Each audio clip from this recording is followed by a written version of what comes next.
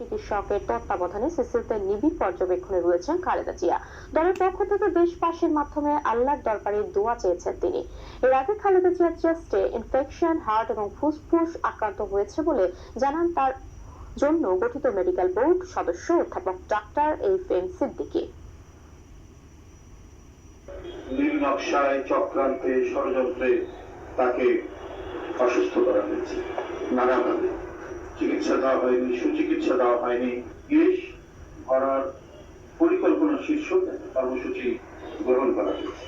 আগামী 7ই ডিসেম্বর থেকে 13ই ডিসেম্বর পর্যন্ত 6 দিন এই কর্মসূচিটি অব্যাহতভাবে চলবে। শুভকামনা।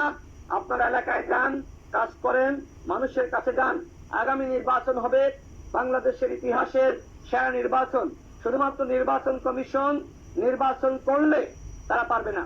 নির্বাচন কমিশনকে রাজনৈতিক দল হিসেবে প্রত্যেকটা দলকে সহযোগিতা করতে হবে, বাংলাদেশের জনগণকে সহযোগিতা করতে হবে এবং সরকারকে অনতিবিলম্বে নির্বাচনের সেরা পরিবেশ তৈরি করতে হবে। জনসভার আয়োজন। ফ্যাসিস্ট খুনি হাসিনাকে সহযোগিতা করেছিলেন এরশাদ, ওই সময় সহযোগিতা করেছিলেন 90 স্বৈরাচার বিরোধী আন্দোলনে শেখ হাসিনা, ফ্যাসিস্ট খুনি হাসিনা। অনুষ্ঠানে বিএনপির সিনিয়র যুগ্ম মহাসচিব রুহুল কবির রিজভী আহমেদ বলেন, শেখ হাসিনার তৈরি করা ট্রাইব্যুনাল ও আদালতে তার বিচার হয়েছে। একনায়কদের তো কোনো আইন লাগে না, একনায়করা কোনো আদালতের তোয়াক্কা করে না, কারণ তাদের হাতে থাকে রাষ্ট্র ক্ষমতা এবং এই অবৈধ রাষ্ট্র ক্ষমতা দিয়ে তারা দেশের আইনকে নিজেদের স্বার্থে কাজে লাগায়। এটা এরশাদও যেমন করেছে, হাসিনাও তেমনি করেছে। আজকে প্লট বরাদ্দের মামলায় তার নাকি 21 বছরের সাজা হয়েছে। বর্তমান অন্তর্বর্তীকালীন সরকার তার আমলে আইন আদালত এখানে কোনো হস্তক্ষেপের কারো সুযোগ নেই। রাজনৈতিক দলগুলো তাদের সেখানে যে প্রভাব বিস্তার করার কিছু নেই, সেখানে তার সাজা হয়েছে। বিএনপির নজরুল ইসলাম খান বলেন, রাষ্ট্র পরিচালনায় অভিজ্ঞতা বিবেচনা করে আগামী নির্বাচনে বিএনপিকে বেছে নেবে দেশের মানুষ।